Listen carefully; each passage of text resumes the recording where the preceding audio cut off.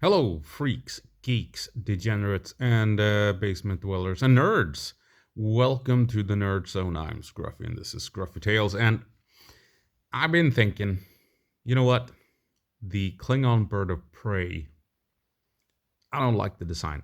I don't like the design of Star Trek ships that deviate from the established premise that you have warp nacelles on struts or the wings or what have you. Like you see it in all the Starfleet vessels.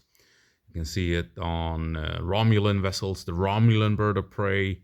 You can see it on their warbirds and all of that. You can see Cochrane's first ship and stuff like that, right? So I'm not a fan of Cardassian vessels or not the design itself. I just don't like the lack of the warp nacelles. So a Ferengi Marauder, fine design, but I want the warp nacelles, right? You get one. You can see it on the Katinga class, the D7s, the Vorcha, the Negvar. All of these vessels, they have the warp nacelles according to Star Trek standards, Star Trek lore.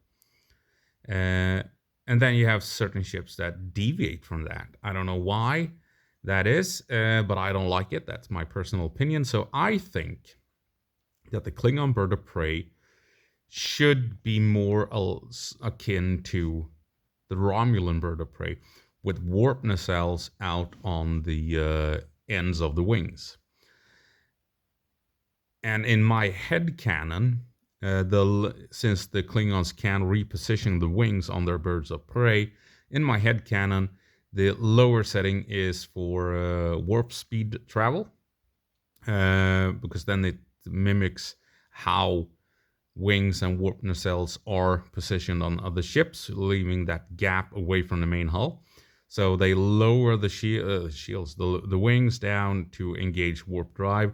And when they flatten the wings, that is when, in my head canon, they align the main gun with the warp core to maximize energy effect on the guns. You get the most firepower out of it.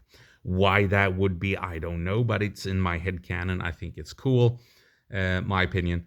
And it would explain why they shift the wings up and down all the time, right? So you lower them to engage warp drive. The warp core is now hooked up to the warp nacelles, and you can swoosh off into warp space or at warp speed. And then you flatten the wings to hook up the guns to the warp core to maximize firepower on the Klingon Bird of Prey, in my head canon. I think that is way cooler than what we see in the shows and in the movies. And also that big ass impulse drive at the end. I would rather see something like 4 engines that are glowing to make it, more visually appealing to me, right? So yeah, that's my opinion on Klingon Birds of Prey. And I guess you're gonna have to deal with it. See you around. Bye.